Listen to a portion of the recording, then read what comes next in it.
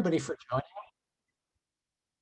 So in case you're not sure where you are, this is the meeting of the Godort International Documents Task Force, and I'm Jim Church at the University of California, Berkeley, and Kenya Flash, my amazing colleague from Yale, who I've had the great pleasure of working with on PIPers for the past few years, is also going to help me. And she's running the slides. And as you may know, this was put together kind of at the last minute, actually in the course of a week. And I really want to thank, profusely on bended knee, all of the people from international organizations who agreed to take part in this on such short notice. And I think we can also attribute that because the topic is good. And I'm not sure if it's actually been formally addressed in all the years that I've been in Godort, and that's been many, many years. It's actually been in the decades. We're going to talk today a little bit about IGO, International Governmental Organization metadata. In its historical context, I think what we could all agree is its inherent complexity and what we feel that we'd like to tell users who are joining, or entering, the international documents realm for the first time, some things that we could, let them know about. But anyway, we have all that, on the agenda. But it is a regular business meeting as well. And so I just feel that it's probably obligatory. We just have the welcome and introductions and all that. We have 33 people. So we might not have time to go completely around, but when the International Government Organization people speak, if you could please introduce yourself and let people know where you're coming from and all that. But aside from that, is there any other news or updates about Godort at large that we need to know about, aside from what Linda has already said, or if anyone else has any update of interest, as long as we can keep it in time. We've actually got 90 minutes, which is a bit of a luxury. So if anyone else has any updates or news of interest, I'd welcome that at this point.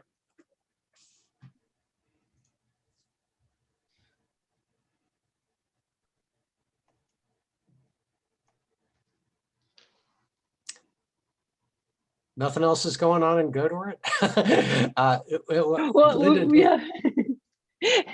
Yeah, we have happy hour. We have an award ceremony, right? Yeah. Well, and I'll just say that we have 3 sessions at ALA Annual. So those of you who are attending ALA Annual, we have a juried session on COVID's uneven impact. Right. That's on Thursday. We have Godort 101. So please, if you're a Godort member and you know all about it, please join us because it's helpful to the new people who are attending to hear from members. And then the Godort Chairs program, which is on the evictions crisis and the role libraries can play. So that is on Saturday. And I'm very excited about that. We have, for both of our panels, we have really amazing people who are coming from incredible organizations to talk about the work that they do. So plug for Godort, again, I've been with it for a while, and the reason I have been is because it's an awesome organization. And yeah, we do a lot, for a roundtable at, a typical ALA conference. And in addition to that, though, unfortunately, you can't join those formal ALA program meetings unless you register for ALA.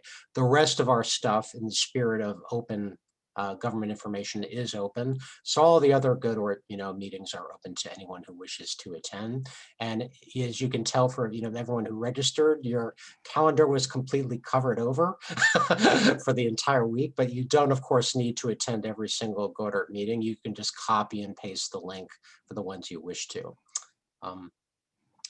So unless there's anything else, why don't we just launch right into the discussion. And Kenya, do you want to give any background or information about this prompt, what you had in mind when creating it? So Kenya is a great ideas person, and this is her prompt.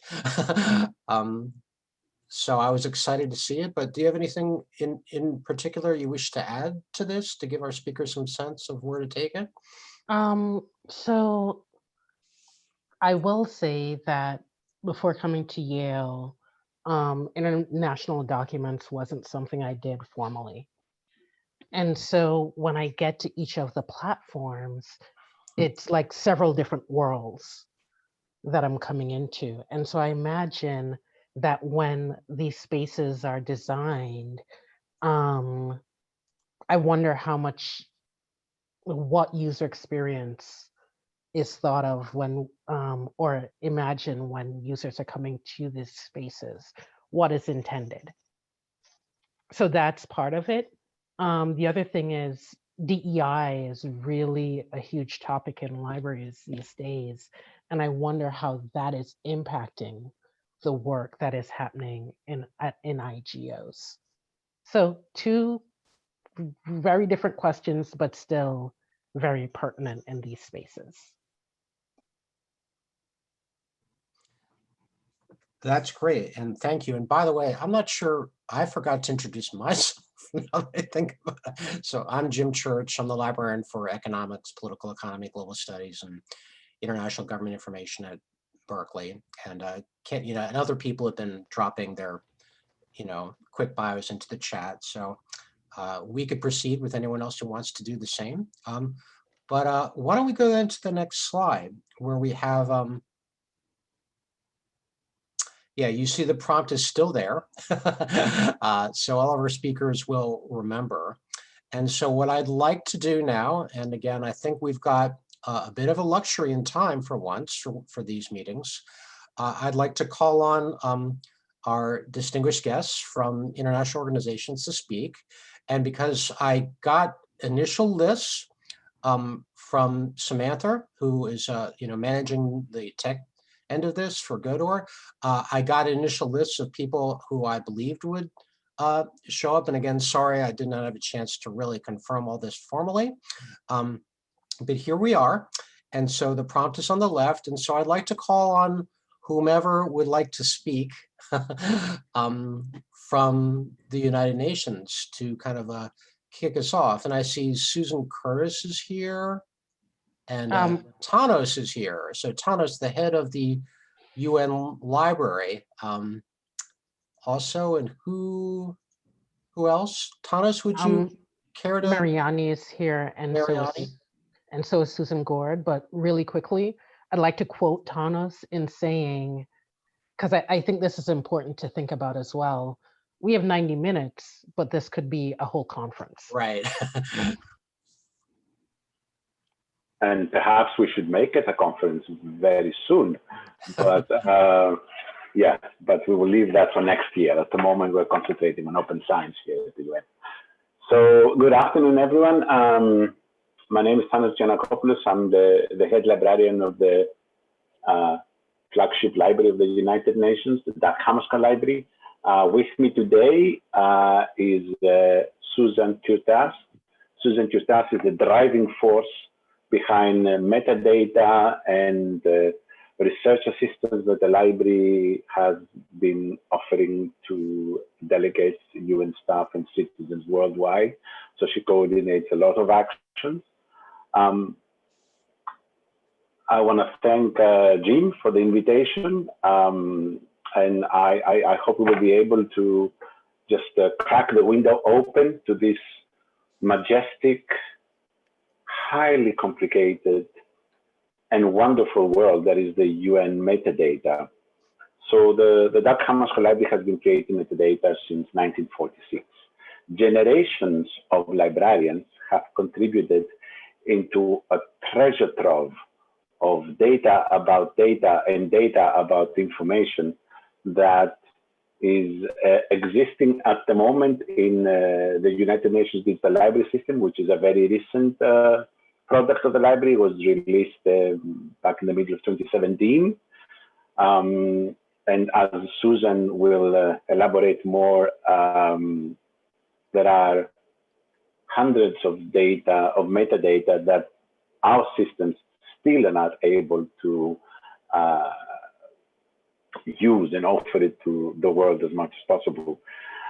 So we have been very lucky because the professionals that have served the Library of the United Nations have worked diligently and laboriously to create access points to this ecosystem that is the United Nations information that is produced in the forms of parliamentary documents or normative documents.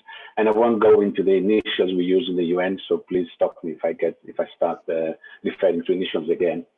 I remember it was, I think, 3-4 years ago when I had a meeting with the chief librarian of the Yale Law Library. And she told me, that was the time that we were about to release the United Nations Digital Library, and I was collecting feedback from around, from our professionals in the US. So I visited Stanford, I visited Yale Law and so on. And I remember she said that to us, outside the UN information landscape, the UN information ecosystem is terra incognita. And this is what the metadata that my colleagues have so laboriously been creating for so many decades actually managed to achieve through the UN Digital Library is to allow researchers, allow citizens of the world access the very important resolutions, draft resolutions, meeting records, speeches, voting data, and so on that the UN has been producing. It is indeed a very complicated ecosystem, but my colleagues have put systems in order that have managed to at least offer some glimpses into the work that and the deliberations of the United Nations. And I think this is evident by the latest award that the United Nations Digital Library got. It got it because our research librarians have been training people to access the information, and because our metadata librarians have been creating all these actually 1 million bibliographic data. We just reached that milestone very recently. So we got an award from the American Society of International Law, and I think this is a result of the wonderful metadata that the library has been creating. That is not to say, of course, that we do not need, and we do have plans for that, to go into our metadata universe and start a little bit reflecting in what is needed from now on. So how pragmatic can we be from now on, especially during a time that human resources are not always doubling, as you know, and the same applies to budgets. And I think this great experiment is going to start at the end of 2021 and will continue to the first quarter, when we're going to go into a new exercise to reconceptualize the metadata for UN content in 2020 and beyond. Again, I'd like to give the floor to Susan, who is gonna give us some more substantive information about the way we do metadata and of course the historical perspective. Thank you once again, Jean, for inviting us, and we'll be happy, both of us will be here to answer any questions.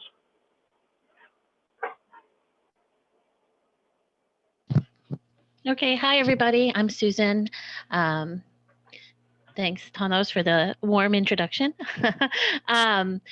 So my background, I work at the UN Dag Hammarskjöld Library, and I've been mostly a reference librarian since about 2005. And I also took a couple of years in there in the middle to work on metadata. So that's how I get my qualifications. I have a really short PowerPoint to share with you. So let me see if I can share my screen. Do you see that? Can somebody confirm? Yes. Okay. Great. Let's see. So, yes, it's already been said, but the UN system is big, it's complex, very diverse. So for those who are very new, this slide is kind of just the briefest of introductions. In general, within the UN system, we consider two kinds of print, or used to be print materials, publications, which were generally prepared for the public. And those include like big flagships like State of the World's Children, and things like that. And then we have documents, and documents are generally prepared for the governing bodies to make decisions. So most of those are also publicly available and have been through various things like depository libraries and things like that over the years. But those are the two kind of basic types of materials that we deal with. Okay, sorry, my neighbor's construction. I'm going to close my window again. And then we have a lot of data sets. So a lot of people come to the UN or to the UN system looking for data. And there are lots of different data sets that people look for, both general and specialized kinds of data. And then there are also some legal resources, including international law resources like on treaties, on the development and codification of international law, and also some specialized legal resources that provide access to national or topical kind of legal things like EcoLex, which looks at environmental law, or ILO has some different collections, legal resources that collect labor laws of different countries, things like that. So I'll share this. I'm not really sure how to share this now, but I'll share this presentation. And these are just a couple of things that we have. We have a guide to the UN system that kind of highlights the different bodies within the UN, the types of documents, who their governing body is, how often they meet, where they're located. If they have flagship publications or big data sets that are particularly important, we list them there.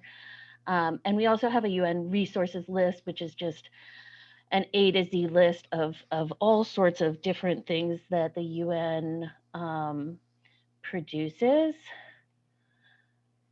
Okay, and it's a hodgepodge of all kinds of different things, but it's again just a resource for people to get started on research.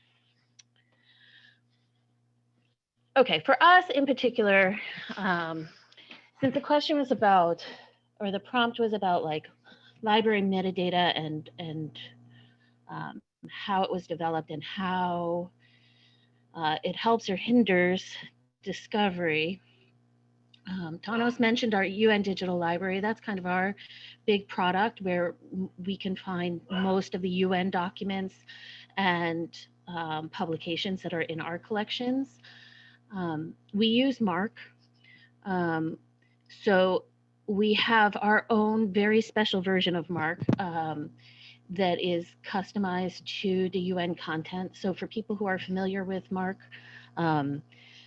you know, there are 3-digit codes that kind of designate certain fields. So 245 is the title field, right?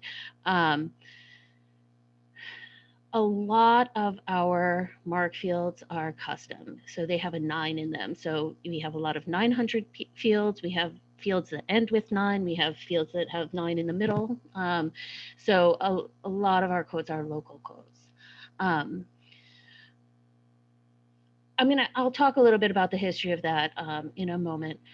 So in addition to using MARC, for our subject analysis or subject description, we use our own thesaurus. So we have the UMBIS thesaurus for subject description of the UN materials in the UN Digital Library. We also have developed recently a Sustainable Development Goals taxonomy that was a collaboration with another department within the UN. And that has been approved in addition to being used in the digital library. It's approved for use across the UN system. So that's also being used, for example, for data sets that are being submitted for the Sustainable Development Goals indicators. And then in addition to those subject analysis kinds of things, we have our own name authorities, which are also developed in-house. So because all of this is kind of homegrown and the UN is a quirky place, we have some strange practices or a little bit opaque practices. I know Thanos already mentioned acronyms and initialisms. The UN loves initialisms. So this is something that can be a little tricky when you're trying to find things. You know, we refer to the International Court of Justice, for example, in our catalog as the ICJ, but other things we spell out the whole name, and it's a little bit hit or miss. So when you are searching, keep that in mind. And when you find something that you like in the digital library, I always recommend you look at the record a little bit carefully and see how the subject terms are used, which subject terms we're using, because our vocabulary is different from the vocabularies used in most like US or academic libraries. So part of the reason for that is because of the political nature of the organization. So the UN started in 1946 roughly, and you know, we had a library starting from that time with kind of traditional print resources. In the 70s, when MARC was developed, the library decided to adopt MARC for all the UN materials in the print collections. So we have MARC records starting from that time. So one consideration for using MARC was that it's a language neutral, you know, so that the metadata fields are numbers, are numerical. So it was thought that this was a little less restrictive. However, even though the MARC fields are numerical, we only index in English. So most of our content in the digital library is in English. So just bear that in mind. We have links to full text documents starting from 1993. And since 1993, we've had various digitization programs to go back and scan selected older materials. So this links to one of our FAQs that just tells you what kinds of UN documents are available online. So we've done various projects over the years to digitize things, but we don't always have the same level of description. So there's sometimes a limited description. One of the things about collaboration, you know, MARC is great because it's machine readable, right? But for some reason, the library here never agreed to provide MARC records to libraries through Z3950. So even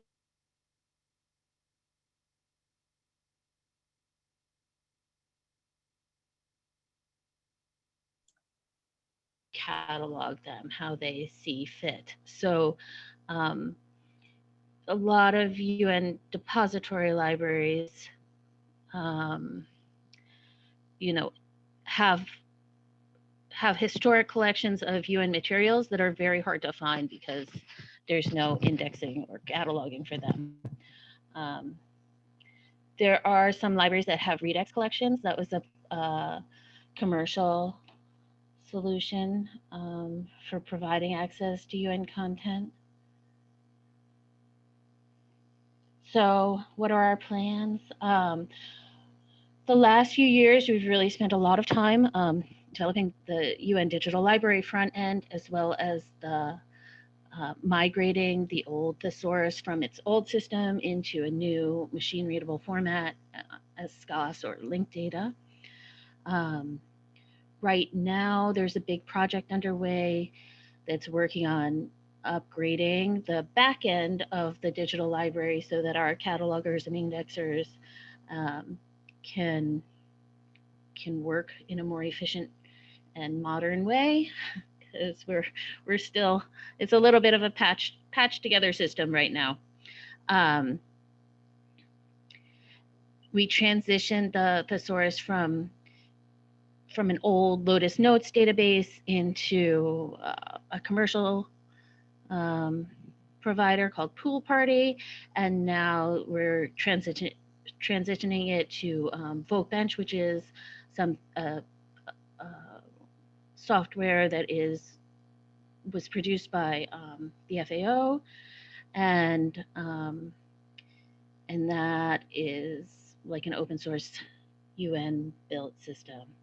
So again, we're looking at moving away from MARC and reconceptualizing how we're going to provide access to the metadata.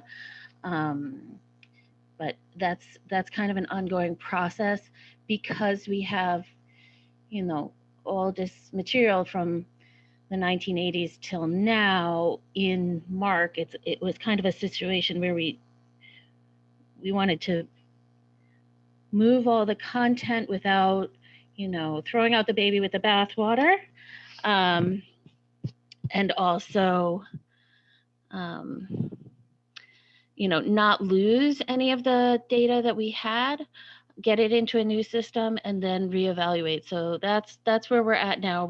We have the digital library, we have the thesaurus, and we're working on getting everything hooked up in the back end and progressing from there. Oh, one thing I forgot to say. So, you know, I'm talking about these authorities. Part of the reason that when the UN adopted MARC, they didn't also adopt, say, Library of Congress subject headings, is a political kind of consideration. The UN did not want to, at the time, adopt a national standard, or you know, be seen as possibly choosing one standard over others.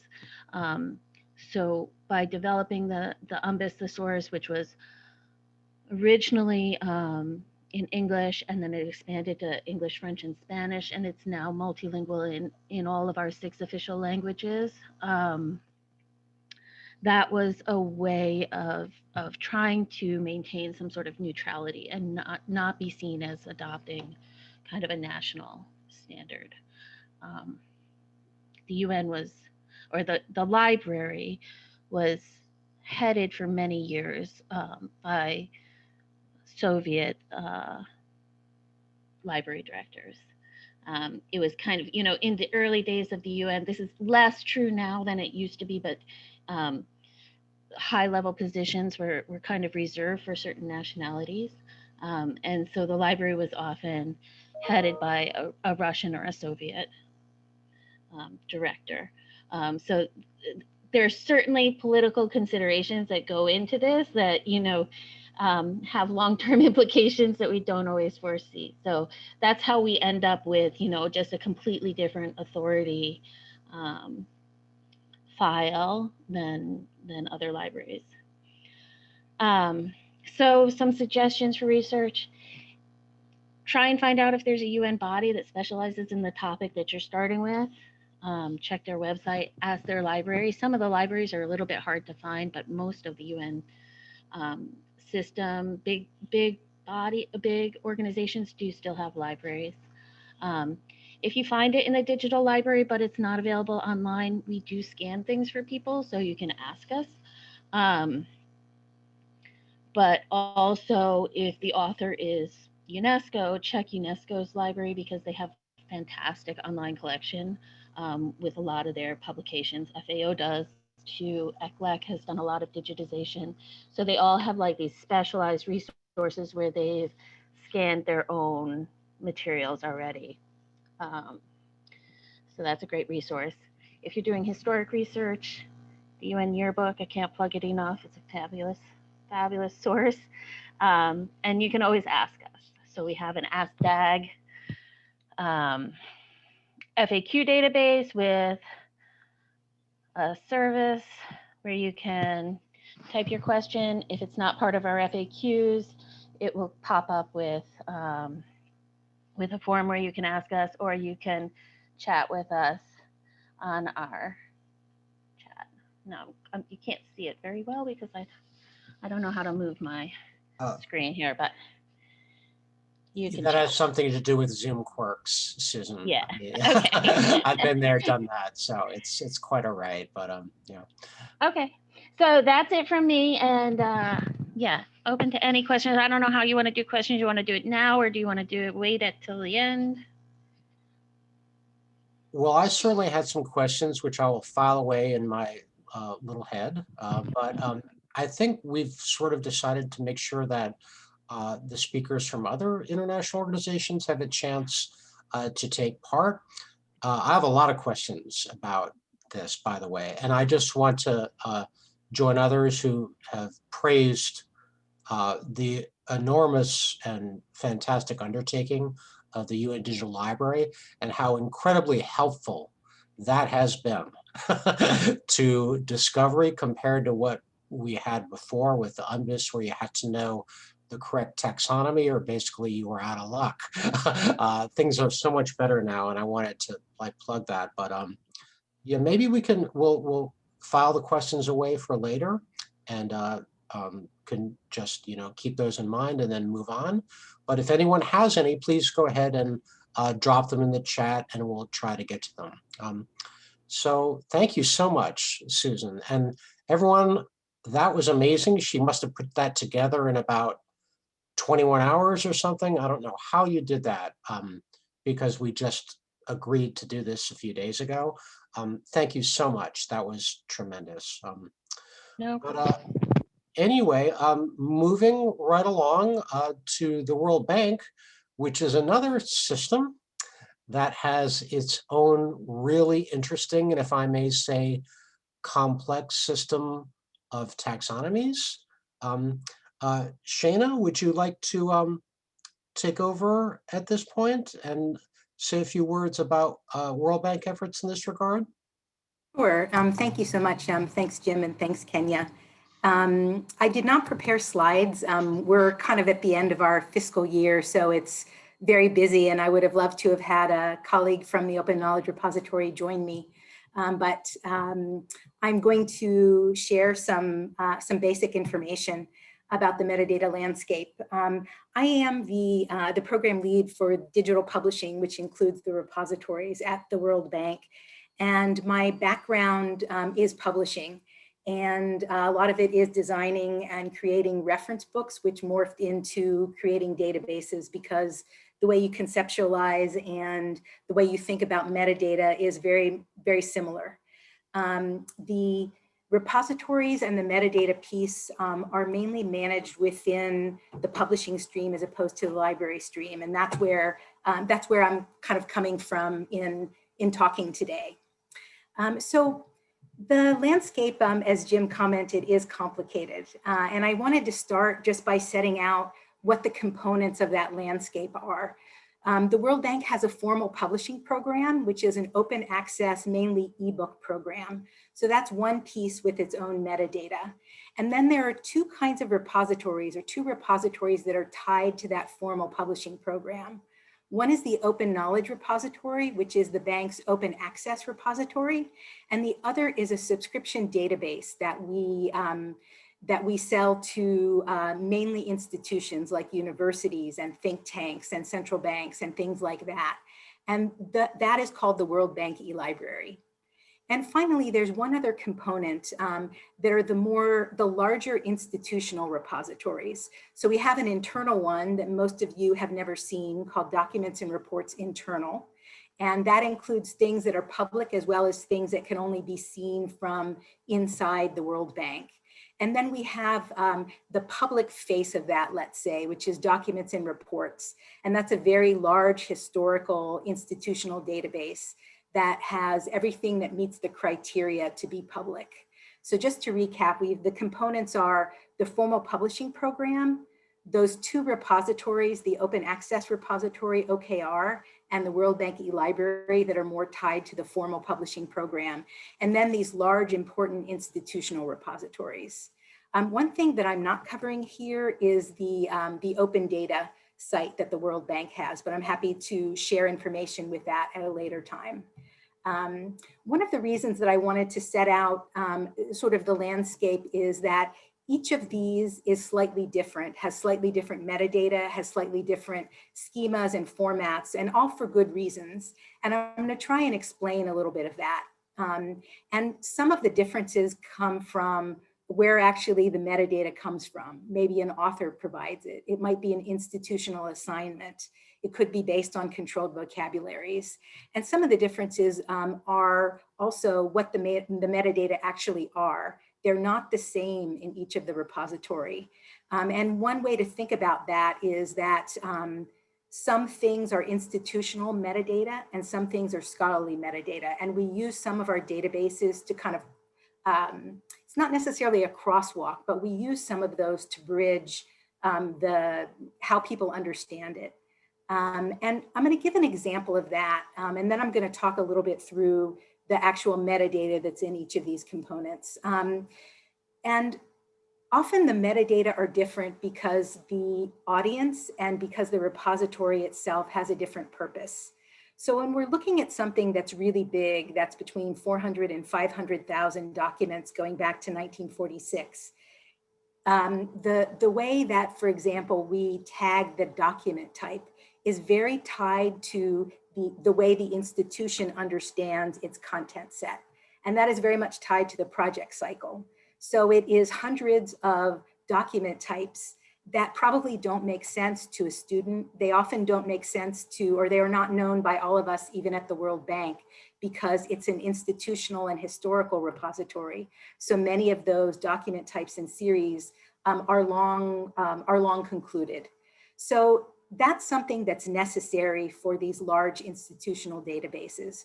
For something like the Open Knowledge Repository, what we've done for document type is really to use a taxonomy that is much closer to what someone would find in the scholarly world.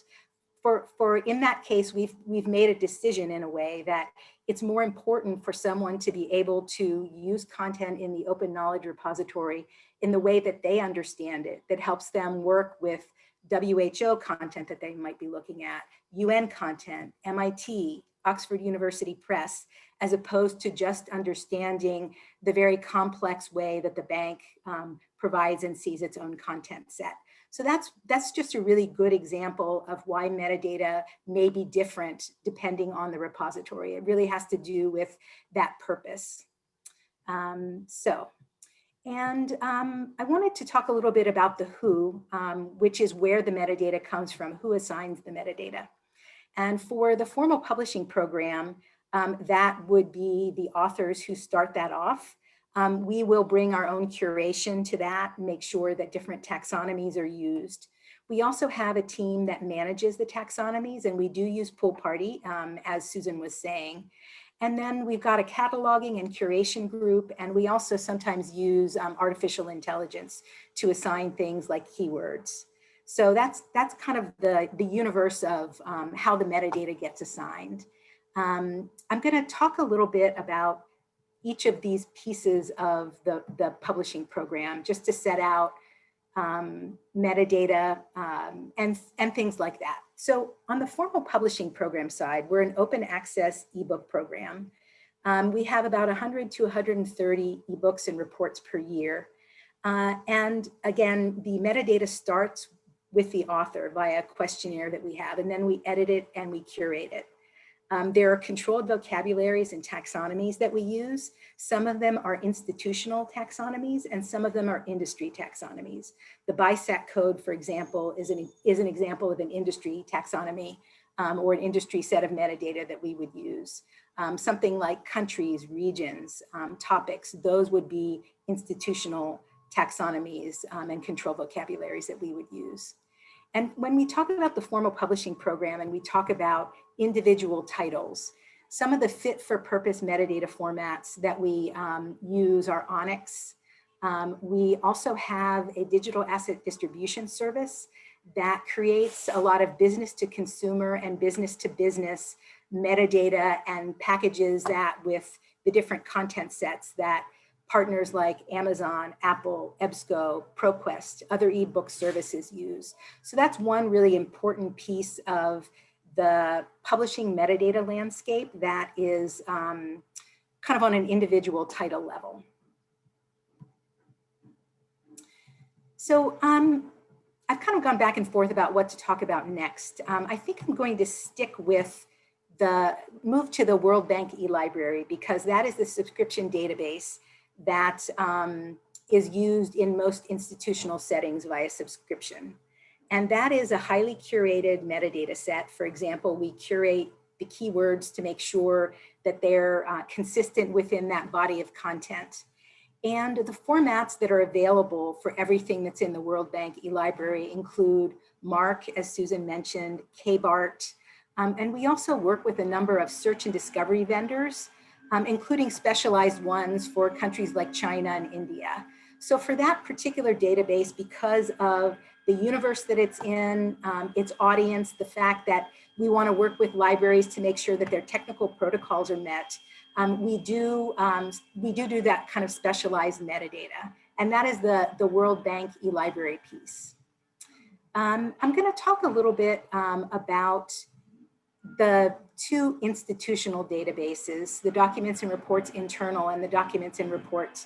And I'm sorry, I think that there's a recycling truck that's coming by, so I hope people can. Shana, I think you muted yourself. Okay, am I still muted? No, you're good. Okay, I can hear a truck, so I hope people can hear me. I'm going to talk a little bit about those large institutional repositories, Documents and Reports Internal and Documents and Reports, which is the external face. And the internal database, let me start by saying that these two large databases go from 1946 to present. They contain at least a few 100,000 documents. So it's a very, very wide, broad content set. And for something like Documents and Reports, which is public, we end up adding about 3,000 documents a month to that. They include gray literature, they include things that have to do with the board, with legal documents, with many things. And not all of those things can be made open access, which is one of the differences between those larger institutional databases and something like the Open Knowledge Repository, just to kind of give us a frame of reference. And I also want to make sure that I'm watching the time. So the Documents and Reports Internal is the starting point of everything that flows to the public face of Documents and Reports. And again, the metadata comes from institutionally assigned metadata, from loans and other things. It comes from other systems that provide metadata, like country codes, things like that. It includes cataloging, that's definitive cataloging that's done by a dedicated team. So it comes from a lot of different places, and it's a mix of, it's mostly controlled vocabulary, but there is some free text for things. And there's also abstracts that are written for most things, which is another really important piece of the metadata. And even between the internal and the external face of Documents and Reports, some metadata will change. Some things are dropped, for example, from the internal version to the external version because they don't make sense in a public world. So that's one of the things that also, it's where that difference starts from what we use internally to what we have externally. We've got most of the public taxonomies are available in Pool Party. The topical taxonomy, we've got themes, sectors, many things like that. And this also includes some artificially AI might be too strong a word to include, but we do use some semantic tagging and those kind of automated systems for certain things. And the metadata are available from documents and reports via API in different formats. And I'll conclude with the Open Knowledge Repository. And I'll step back for a minute and say, when we're talking about those two large repositories that go from 1946 to present with between 400 and 500,000 items in them, it's very hard to manage those things in a scalable and sustainable way when it comes to metadata, which is why we rely on dedicated cataloging teams and some semantic tagging, working with different software packages, things like that. When it comes to something like these smaller repositories, like our open access repository, the Open Knowledge Repository, it's a little bit easier to maintain a high level of curation because the content set is much smaller. So that is one of the things that happens. We do a higher level of curation. We do that, that bridging of, this complex institutional description, often to something that makes sense to an outsider who is looking to find all of the journal articles for these 5 IGOs, or all of a certain kind of gray literature for these 5 IGOs, rather than just describing the way the bank works. So those are some of the things that we take into account when we design some of our controlled vocabularies in our taxonomies. We also use the SDGs, as Susan also mentioned, the Sustainable Development Goals. We use those now in the Open Knowledge Repository. We're looking to use them in other of these larger repositories. And I'll just conclude by saying the format for the Open Knowledge Repository is mainly Dublin Core. We've crosswalked the non-bibliographic stuff that we want to have into that as well. It's currently an OAI PMH protocol, that Open Archives protocol, but once we have upgraded to DSpace 7, we will have a REST API that will make it much easier to pull and to use the metadata. We also work with Crossref, with Google Scholar, and a lot of those who already ingest our metadata or we deposit our metadata. So I'm going to stop there. I realize that this would probably have made a lot more sense if I had something to show. And the last few things I will say, thinking about what Kenya put up there. What do you wish users knew? It's very complicated, but you understand so much of what you find in the international, in the intergovernmental organization world if you understand what the mission of the institution is. Because you'll find very different kinds of information depending on what the mission is. You'll find different countries covered or not covered depending on that. And so that can be an interesting and complex piece. And when it comes to the historical content, the context and the impact on metadata creation, for a lot of things, countries and political boundaries and political names are always changing, which is a challenge when you want to make sure that you're describing the current world, but you also need to describe what the world was, because you can't always, it's not always as simple as changing a name. So there's that kind of thing. And then the other thing is that for all of our organizations who started with very specific, not only missions, but points of view that are rooted in history and politics, the truth is that a lot of times research comes to conclusions and those conclusions are changed. Something different is true today. And there's not a good way to share that, but that's also something that's really important when it comes to historical context. And how metadata is assigned is also very different.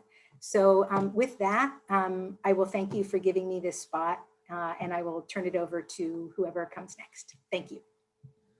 Thank you very much, Shana. And I'm so impressed that you were all able to collect your thoughts and put together such an informative presentation so quickly. And yes, I also have questions that have come to my mind, but I will save these for later. And we'll try to at least wrap up, I hope, with the formal presentations by 2:15. And I don't think Ian is here. So until about then, IMF, if John or Patricia Loo or anyone else from IMF is here who I've overlooked, the floor is yours to again discuss whatever you've prepared, and hopefully to align somewhat with the prompts that we've provided. So please, whoever wishes, take it away. Okay. Hi. Akshay's there too. Hi, this is Patty Lowe, and I'm here with my colleagues, John Brenneman and Akshay Modi. And I was wondering if I could share my screen because it might help for later on as we go along. I'm going to probably give a brief overview of the, of sort of our metadata landscape. And then John and Akshay will sort of take things forward to talk a little bit more in depth about some of our projects. So metadata, I guess, like with many of our fellow IGOs, is a driving force in this digital environment, especially as we're all making a shift from an environment where we used to be primarily print first and then digital second. And now we're, more focusing on a digital first environment. Like the World Bank, IMF metadata is basically managed within the IMF's publications unit. But I guess we're a little different in that as part of the communications department, our metadata and our publications, we're mostly focusing on anything that's been cleared for external usage, anything that's sort of, I guess that's not cleared or considered sensitive is sort of managed by other repositories. And developing the metadata sort of helps us in sorting out the information for our e-library, which now has more than 22,000 publications going back to 1946. And the metadata that, that we're ingesting in our database is a combination of both institutional data and taxonomies and vocabularies, as well as industry standard vocabulary and following industry standards. One thing that I'd like to point out is that our e-library has a new look. And in the past, many of you may have gone to a tab that said librarian tools to look for our basic metadata. And now our librarian tools can be found under a resource tab that is just clearly labeled metadata. And there you'll find, general MARC records in different formats, along with a full set of Excel metadata. And these are updated on a monthly basis. So you have the choice of downloading the entire corpus in one file or just looking for the updates as they come through. So, and the metadata, as we are ingesting it, is now being used in our new e-library for different tools like our essential reading guides, which sort of collates different topics and helps sort some of our information out for, I guess, new users to the site. And we're also doing, developing new enhanced search functions and other tools to help our readers and our users sort of access and ingest or use the information in different ways. And I guess now I'll turn everything over to John and to Akshay to sort of further discuss some of our projects in more detail. Thanks, Patty. John here, Brenneman. Just kind of kicking off of what a couple of the prompts were, and one thing we wish other kind of the users knew. I wish they knew how we spoke. If I came out and said macroprudential financial linkages, how many of you guys would raise your hand and say, yay, that's exactly what I was looking for? We don't actually speak the language that everybody else out there speaks. Certainly, if you're looking at folks that are really into the economics, really into the situations and what's going on in the world in terms of the mission of the IMF, then those would make sense. Also, a lot of people don't really know how we categorize and summarize and bring our content together in terms of the number of series we have, and why is something considered to be a World Economic Outlook versus a working paper or versus this. Now, some of that, great literature, some of them are a little more curated, some of them have board authorizations and certain things like that. But the basic user, the basic person out there, the one that are trying to do their research, being able to pull in, and for us wanting folks to be able to engage with our content and eventually cite us and those sorts of things, or find our information valuable, we really need to, speak their language as well. And so one thing we did with this new e-library is that we changed a lot of what's going on in the back end. One thing was we upgraded all of the XML from the old NLM XML that our previous e-library was into the new sort of upgraded versions of those called bits and jats. And with that, we were able to integrate our metadata right into the content of the actual articles, the issues, the volumes, the books, the chapters, all of those different piece parts that you find in a book. We're able to start exposing a lot of that information.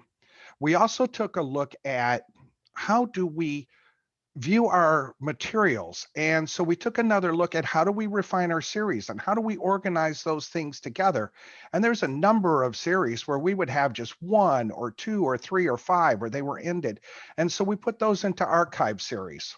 And then all of our newer series we put into more of a, the production. And what are they? They're really notes and manuals, and we're starting to expand on those. The flagships are clearly identified, the official reports and documents and what we're doing in there. So we try to organize, not so much going into our institution and changing what we do, but being able to try to pull that stuff forward and be able to organize it as we have heard from users through Patty's work at groups like this and others, to try to listen to what you guys were saying and how can we pull this stuff together a little bit better so it makes sense. Again, as Shana was saying, we have our own taxonomies such as countries and things like that. And a lot of times we look at the world, we're organized a little bit different than everybody else would sort of look at things. Like we pull the north part of Africa together where everybody would just call that Africa, but we pull that out and call it the Middle East. Unless you were really paying attention to what the IMF does in terms of the detail on how we're organized, that might make it a little bit more complicated in trying to find some of the information that you're trying to, pull out or engage with your researchers or those people that are looking to try to bring up economic content. So we've pulled together the countries, we're using our regions in terms of what they are, but we're also starting to add in international regions so that if you did a search or you did something or looking at something that would make sense to you, but it not necessarily is what the IMF says, that's what we're trying to bring to the table and being able to pull that into our keywords, being able to pull it into our metadata, and to be able to present that through this new interface. We have our own internal taxonomy, which we call the Enterprise Business Vocabulary. Our previous e-library up in the Topics tab next to Browse up at the top, that's BISEC code and always has been, and that's the way our old e-library was assembled as well. But in order to make it more valuable, we thought we went through, and this is sort of answering the question of some of the challenges of historical concepts and things like that. Just like Shana was saying, we go through also the different kinds of things and the countries as they were, the topics as they were in 1946 and 1956 are very different than they are today. One thing we did in leading up to this new e-library is that we took all of our content and reran it through and did semantic tagging on it. And so we took our enterprise business vocabulary, we updated it through our knowledge management group, and then we ran our content through that. And then we mapped our internal taxonomy to industry standard taxonomies such as the GEL code, the Library of Congress subject headers. We have the BISEC as we had at our old e-library, and BIC is being replaced by THEMA, so we've added in the THEMA taxonomy as well. And what we've done is we've mapped our terms, so we've got the top 2 terms of our EBV, and then we've mapped the EBV, actually the enterprise business vocabulary actually goes down to 6 levels. So we've been able to map those over to these industry taxonomies. And then the remaining terms, along with additional geographic terms, any acronyms, for example, certain countries have changed names over time. So synonyms, we add those into the keywords. And when I say semantic tagging, we're sending our content in XML to a third-party vendor that is mining out keywords. It's mapping at the textual level a lot of our content into these terms. And then we're grabbing those, coming back and putting it into a brand new metadata system that we're using. And we call that enriched metadata. We, like all of our other sister organizations, do count a lot on the authors, the editors, those folks to get the metadata process started, but then they hand off that publication, that content to our digital web team. And the digital web team then works with these outside vendors for the semantic tagging, works with authors and our marketing teams to be able to make sure that we get the content in there that makes sense in terms of the metadata. And then how do we get people to know what we have? We work with Google Scholar, and the eLibrary is designed to work very well with Google Scholar. We also send our information to Crossref. As Patty showed you, we do MARC records. We're also producing Onyx 2 and Onyx 3. And as this process matures a little bit more, those types of metadata will be available through this download or upon request. We're also sending our information out to ProQuest and a lot of the other downstream partners. And we're just now beginning, because we have the ability with our new metadata system to do REST API. And so we're starting to engage with ProQuest and EBSCO and any of the other folks out there that want to try to be able to present an API. And that API will be able to pull any of the information out, be able to get it as at the moment it is ready. When we have moved to our published status, that'll be available to everybody. We're not, we know that people don't really understand what we do. So I think the way we answer those questions is, we know people don't know what we want them to know. We also know that there's been a lot of problem with historical context and those sorts of things. So what we've done is refresh the metadata, bring it up to more common terms, and be able to put our information in standards and in terminology that people are using today. And with that, I'll turn it over to Akshay, who's going to talk a little bit more about the details that we've done on the metadata system. Hi, hope all of you can hear me. I'm Akshay Modi, and thank you, John, for that insight and detailed insight on our metadata systems. So as you know, it's not only half the battle. So we just moved to a new metadata system where we have started going into more granular details for our metadata. So now we are able to capture metadata at the chunk level, which is the chapter and the chapter level and article levels, depending on whether it's a book or a journal. The what we are hoping to achieve from that is where we can actually market and show content and point users specifically to individual chapters rather than sending them directly to the book. However, we also realized that the bigger issue was we are not going to have enough resources to have people actually put in information at the chapter level for every single publication that is there. So we have automated that process with the help of our teams and with the help of the team that's working on a metadata system, and they are able to produce those chunk levels. But using another vendor, we are able to use auto categorization process that John was mentioning and add those keywords specific to the chapter. That's the metadata part of it. However, we know that metadata is not the only thing. So we are actually relying on the platform, which is the library that Patty is showing us. And here, because we have everything in HTML, depending on what the user is searching for, the library actually surfaces content that has been written within the HTML. So this helps the user actually reach to a particular point that they might be searching for. John has a very famous way of testing it by using the word donkey and seeing how many times the word donkey has shown up.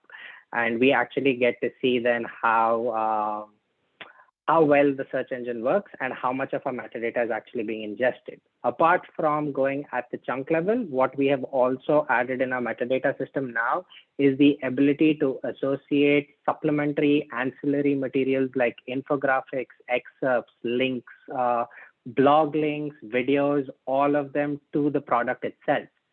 So that way, one entire publication that is there is showing all the content that's associated to it. So user is able to get the entire 360 outlook of all our communication platforms that are associated to that specific publication. And that makes it a great resource for the user to actually get a one-stop shop of all our products. Thank you.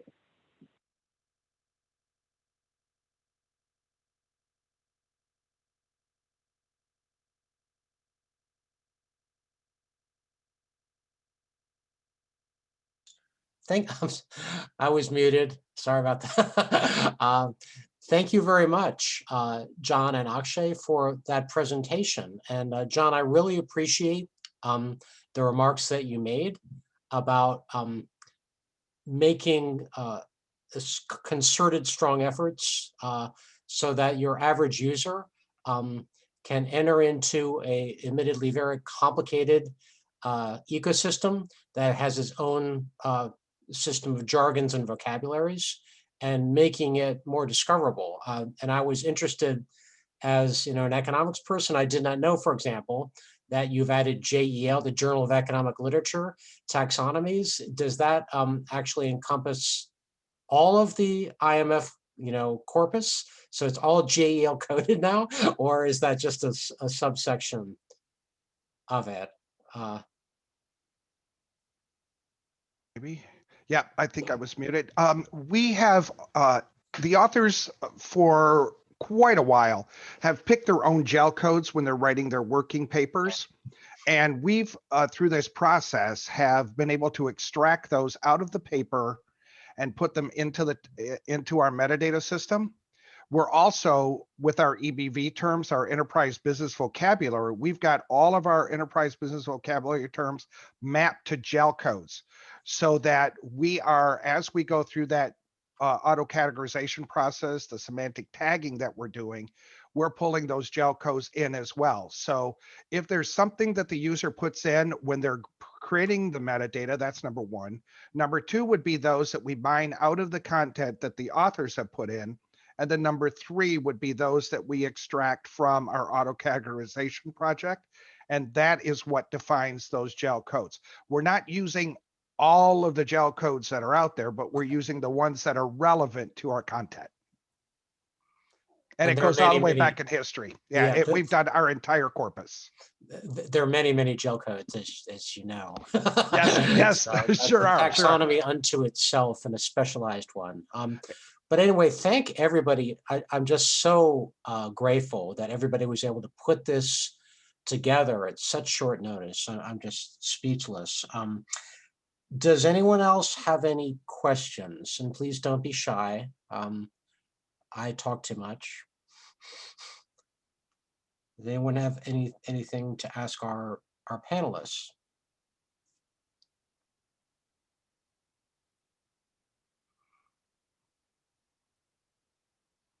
Feel free. Because I do have some questions, actually. I don't know, Kenya, do you have any questions? I feel the need to prompt people because we're librarians can be too shy sometimes.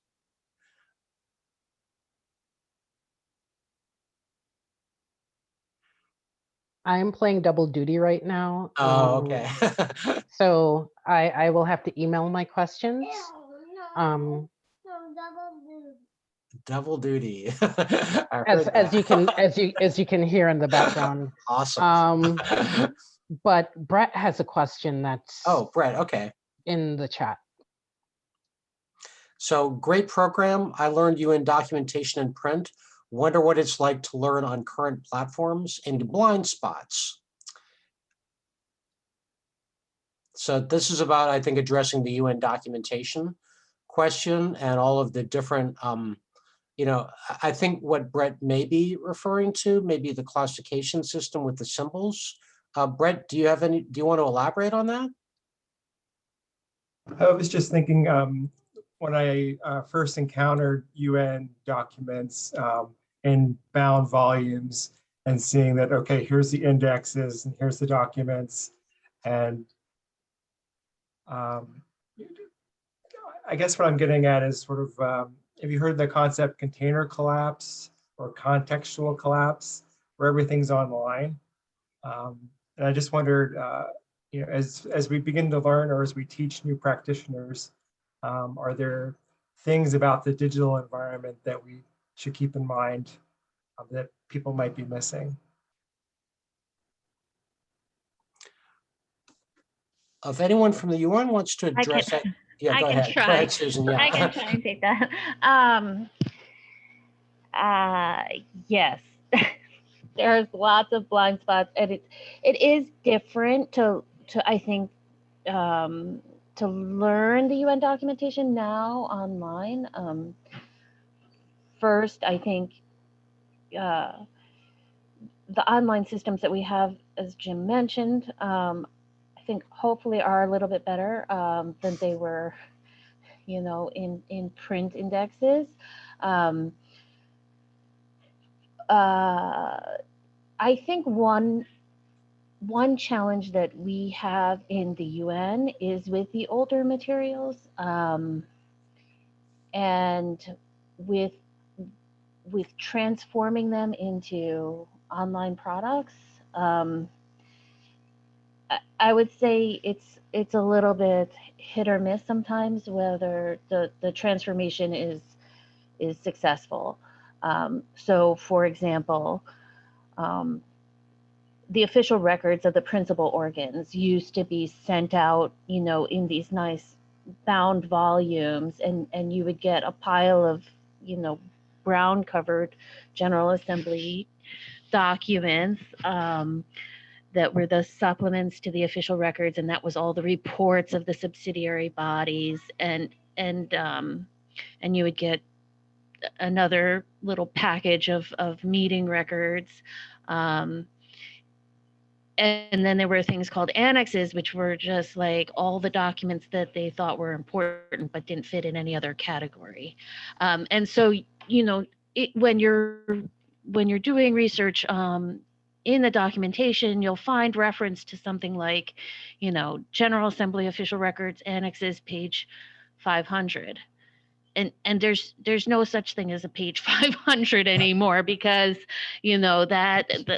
that has been broken up into individual documents and put online, and you need some other kind of citation information to find it. So there's certainly, and I could go on with other examples. I think a lot of websites, what happens in the UN often is like the specialists kind of put up their own website. So the legal officers will create their own, from their publications, they'll create what works for their purposes, but they're not always information management specialists. So they don't always make it make sense. I don't think they've put as much thought as what we heard from the World Bank and IMF into how to present the metadata, how to improve it, and so on. I could go on, but I think, does that answer somewhat your question? Yeah, that was great, Susan. I also always remember having difficulty, historically in determining which search field to look in when working with, like, say, the old UNBISnet, because I found that historically, at least, the UN used to put the author, like, say, a country author, they would make that part of the title and things like that. And also just sort of trying to untangle the UN document systems. What I sometimes, when I teach this to my students, I would ask them, like, to say, find a periodic report from a human rights body and see if they could find the most current one and see if they could find previous period. And, I think it's important for people to understand that these systems of documentation do make sense, more or less, and that they kind of build upon each other. And that once you untangle the document symbol system with a little practice, you can sometimes see flows and trends and a timeline, which you used to be able to make available, you know, through previous, you know, like that unique, which was the one that sort of used to demonstrate that very effectively. But I think with your use of these new facets, where you can limit by the type of document and the originating body and all that, I think that much of that has been addressed in a way that was previously not available. And again, I'm just kind of rambling here, but do you have any thoughts on this, Susan? You know, like how, you know, in a digital environment, like this sort of provenance of one document related to other documents, that can be done using current tools? No, I thank you for your kind words. We put a lot of thought into those facets, and you know, that the you know, providing access to the information in more intuitive ways was, you know, a big part of what we spent time working on when we were developing the digital library. So it's nice to hear that's working for you. Yeah, I mean, I think the more familiar you get with these things, the more they make sense. But I think as my colleagues were talking about, you know, for new users, I think there's a big barrier of UN jargon and specialized knowledge, you know, document symbols and other kinds of unfamiliar practices that, again, you know, they made a lot of sense and they were really helpful in a print environment, and whether they continue to be useful, we'll have to see, you know, going forward. But yeah. Yeah, I think this Any is where feedback is well. yeah, I think this is where the information architecture is coming in, because we would like to see this again. That's what I wanted to refer to at the opening. We would like to see this again as, you know, how the researcher will go about searching for the UN documentation today. What needs to be linked? What are the connections that we need to do with the amount of metadata that we have? And we do have a lot, which are not, again, even visible at this moment. So, but colleagues have also put in place these trainings. Susan Kurtas, Susan Ward, and other colleagues have worked together to put online some trainings on UN documentation. And hopefully, once you hover your mouse over the digital library, there's the chat box that comes up now, where you can chat live with a research librarian, and that is quite wonderful because you have the expertise at your desktop, and I think this is something that can be useful for the new generations that come into this, well, unknown world of United Nations, again with initialism and all that. But yeah, I think this is a good tool in addition to the tools that the library has been offering. And I see also a question from Kenya. So that she just finished typing. So I'll read it out just in case she's got her hands full.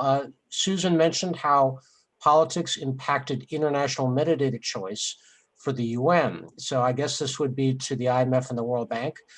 To what extent does that impact other IGOs? If you can share that. And she also says she doesn't want to cause any challenges, but I mean, this of course is a big thing right now, dealing with Library of Congress subject headings, which is, I think many of us know, drastically need reform and are pretty horrible in certain circumstances when, you know, we have to teach these things. We're taking a look at taxonomies that are sometimes decades old and just not cool. So that would be something, I mean, to what extent is this being done? You know, the UN, I think it's been maybe addressed. Does the World Bank or IMF have anything? But I wouldn't, if I may, I wouldn't like to frame it under the politics, but rather under the principles of the UN, which is, you know, diversity and inclusion. And that Of course, you can call it politics, but then again, that is also a principle of a daily work in the UN. So there are indeed, I recall, may I just use another example? Many years back, I think it was 25 years back, I was working for the Greek Parliament Library, which was trying to translate some of the Library of Congress subject headings into the Greek language. So there was a committee of a translator, 2 political scientists, and a parliamentary committee overlooking that. So it was very interesting to see the discussions that took place and lasted for more than 3 hours, when a specific perspective on modern Greek history was indeed presented in the Library of Congress that would not align, not with the political dominance of the country, but rather with the official historical rhetoric. So again, I think we should not sort of like frame it only under the aspect of politics, but rather than the principles of the UN. And I think from the IMF perspective that this information that we've been publishing since 1946 is in the public domain. And we said what we said then, and we're saying what we say now. And I think our job as publishers and being able to put this information out is to be able to find as much content. And we've dug on shelves and closets and archives to try to put all this information out so that you do see what we thought back then, what you do see what we think now, and that you can look at that entire spectrum and put your conclusions together, and then be able to bring that up and challenge, or to accept, or to, whatever happens to be your research path that you're taking. And I think our job is to make that available for you. And we're trying to get as much of it out there as we possibly can so that it's there and available and free. I think also, fine line. And from the, Go ahead. from the World Bank side, some of the things have to do with boundaries. We have maps that we clear in a certain way and those kind of things. But one of the things that's in some ways the most interesting is seeing as challenges come to the fore and recede, is seeing what has become a topic that used to be a keyword. So if you look at the evolution of all the ways that we describe climate change, or if you look at when it was that we broke out food security, food insecurity from agriculture, I think those are also some of the really interesting things that you can see kind of in the record of the metadata. They're probably not the politics that people might be thinking of, but it's a really interesting kind of timestamp, like a carbon dating in a way, of what the challenges that each of our institutions need to focus on. one thing that I wanted to touch upon, related to politics, I guess, is, and Shana just mentioned it, was the issue of countries. The IMF is a member organization of 190 countries. And we also break down the world in a certain way that maybe the State Department wouldn't break down the world in those regions that we have chosen to categorize the world. There are also some countries or some, I guess, political entities that are that may be recognized outside of outside of the IMF, but the IMF sort of will view some of these entities as provinces, and not exactly as sort of political entities of their own. And we do that out of respect for the executive directors from the different member nations. So we're sort of sensitive to the politics of our members. I think that's probably one way to put it. And also touching upon what Shana just mentioned about looking at keywords and how keywords can sort of become sort of like a carbon dating thing to show about different topics. I mean, I know within the IMF, our remit is basically to look at macroeconomic issues. And there have been times that we're looking at certain sort of softer issues, like say the intersection of gender and macroeconomics. Shana brought up food policy. There are times some of these types of publications will come to our publication advisory board, and looking at it from sort of a clearly just topical sense as to like what's going on in the scholarship outside the fund, you'll say like, wow, this is great. We have economists working on these issues of gender and food security. But then when we will go to our publication advisory board, they're like, well, this really isn't our remit. That's something that the World Bank does. But then fast forward like 5 years later, someone's like, well, how come we haven't been publishing on this? You know, this is now a hot topic. So it's interesting to see how, you know, how topics sort of, I guess, become, you know, fashionable from one institution to another. I mean, for lack of a better term or for a better way to say it, you know, something that may have been seen as something that, you know, only the World Bank did. It's like, oh, wait, now, you know, now we're seeing how we can engage with our membership on these softer topics. Believe me, I've seen lots of things, you know, lots of trends. You know, I remember when environment was really a big deal at the World Bank in the late, there were all these environment matters, and there was a lot of that. Yeah.